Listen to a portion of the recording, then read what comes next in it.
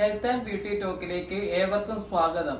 ഇന്നത്തെ നമ്മുടെ വിഷയം വാർദ്ധക്യം എങ്ങനെ സുന്ദരമാക്കാം. അതായത് ജീവിത സായാഹ്നത്തിലെത്തുന്ന ആൾക്കാർക്ക് സ്ട്രെസ്സും അങ്ങനെ മറ്റുള്ള അസുഖങ്ങളും ഒക്കെ വരുമ്പോൾ അവർക്ക് സുന്ദരമായി സന്തോഷകരമായി ജീവിച്ചിരിക്കാനുള്ള ചില ടിപ്പുകൾ ഞാൻ പറഞ്ഞു തരാം. ഒന്ന്, നമ്മുടെ പെൺമക്കളെ ആൺമക്കളെ പോലെ തന്നെ വിദ്യാഭ്യാസവും അവരുടെ മറ്റു കാര്യങ്ങളും ചെയ്യുന്നതിൽ സ്നേഹമാണേലും നമ്മുടെ ധനമാണേലും എല്ലാം ഒരുപോലെ പാർഷ്യാലിറ്റി ഇല്ലാതെ അവർക്ക് വേണ്ടി ചെലവാക്കുക. രണ്ട്, നമ്മുടെ ബന്ധുക്കളെയും അതുപോലെ തന്നെ നമ്മുടെ നാട്ടുകാരെയും സ്നേഹത്തിൽ ഒരുമിച്ച് നിർത്താൻ ശ്രമിക്കുക. നമുക്ക് ആരോഗ്യമുള്ളപ്പോൾ, ഇപ്പൊ ധനം കൊണ്ട് അവരെ സഹായിക്കാൻ പറ്റത്തില്ലായിരിക്കാം, പക്ഷെ നമുക്ക് ആരോഗ്യമുള്ളപ്പോൾ ചിലപ്പോൾ അവരുടെ മക്കളുമായിട്ട് ഒരു കുഞ്ഞ് 2-3 പിള്ളേരുള്ളതാണ്. അപ്പൊ അതിൽ ഒരു കുഞ്ഞ് ഹോസ്പിറ്റലിൽ അഡ്മിറ്റ് ആകുന്ന വെച്ചാൽ ബാക്കി 2 പിള്ളേരെ നമുക്ക് നോക്കാനായിട്ട് സാധിക്കും. അതുപോലെ തന്നെ ഹോസ്പിറ്റലിൽ പോയി അഡ്മിറ്റ് ആകുന്ന സമയത്ത് അവർക്ക് ബൈസ്റ്റാൻഡറായി ആരും നിൽക്കാൻ ഇല്ലാത്ത സമയത്ത് നമുക്ക് ആരോഗ്യമുള്ളപ്പോൾ നമുക്ക് അവരെ സഹായിക്കാം. നാട്ടുകാരൊന്നോ ബന്ധുക്കളെന്നോ വ്യത്യാസമില്ലാതെ നമ്മൾ ചെയ്യുക. അപ്പോൾ നമ്മുടെ മക്കൾ നമ്മളെ നോക്കിയില്ലെങ്കിലും ഈ ജീവിത സായാഹ്നം വരുമ്പോൾ നമുക്ക് ആരോഗ്യം ഇല്ലാതായി വരുന്ന സമയത്ത് നമ്മളെ നോക്കാൻ ആരെങ്കിലും ദൈവം തീരുമാനിക്കും.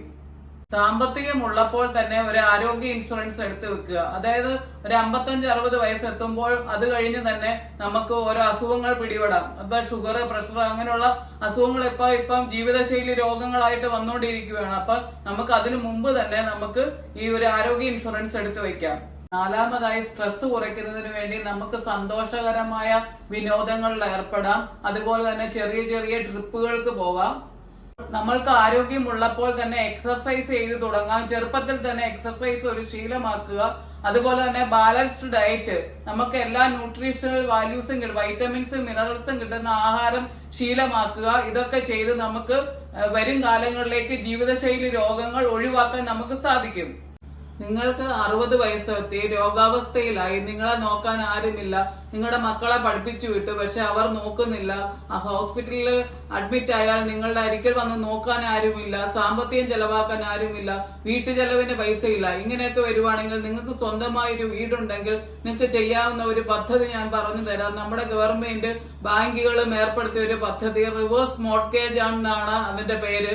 അതായത് നിങ്ങൾക്ക് 60 വയസ്സ്, നിങ്ങളുടെ ഭാര്യയ്ക്ക് 55 വയസ്സുമാണെങ്കിൽ നിങ്ങൾക്ക് ജോയിന്റ് ആയിട്ടും അല്ലാതെയും ചേരാവുന്ന ഒരു പദ്ധതിയാണ്. അതായത് 60%, ഈ വീടിന്റെ മൂല്യത്തിന്റെ 60% തുക നിങ്ങൾക്ക് ഒറ്റ ഗഡുവായോ 15 വർഷത്തിന്റെ കാലാവധിയിലോ നിങ്ങൾക്ക് തരും. നിങ്ങൾക്ക് അത് ജീവിത ചെലവുകൾക്കും നിങ്ങളുടെ ഹോസ്പിറ്റലിലെ ചെലവുകൾക്കും വേണ്ടി നിങ്ങൾക്ക് അത് ചെലവഴിക്കാം. നിങ്ങളുടെ ജീവിതാവസാനം വരെ നിങ്ങൾക്ക് ആ വീട്ടിൽ താമസിക്കാം. ഈ 15 വർഷത്തേക്ക് നിങ്ങൾക്ക് ഈ സാമ്പത്തികം തരത്തുള്ളൂ. പക്ഷെ ജീവിതാവസാനം വരെ ഭാര്യയുടെയും ഭർത്താവിന്റെയും ജീവിതാവസാനം വരെ ഈ വീട്ടിൽ തന്നെ താമസിക്കാം.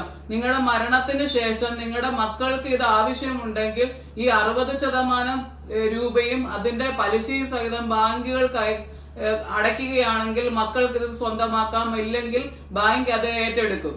ഇതാണ് പദ്ധതി. നിങ്ങളുടെ ചെലവിൽ നിങ്ങൾക്ക് ജീവിതാവസാനം വരെ സന്തോഷകരമായി ജീവിക്കാം. ഈ ഇൻഫർമേഷൻ നിങ്ങൾക്ക് ഇഷ്ടപ്പെട്ടെങ്കിൽ ലൈക്ക് ചെയ്യുക, ഷെയർ ചെയ്യുക, സബ്സ്ക്രൈബ് ചെയ്യാത്തവർ സബ്സ്ക്രൈബ് ചെയ്യുക.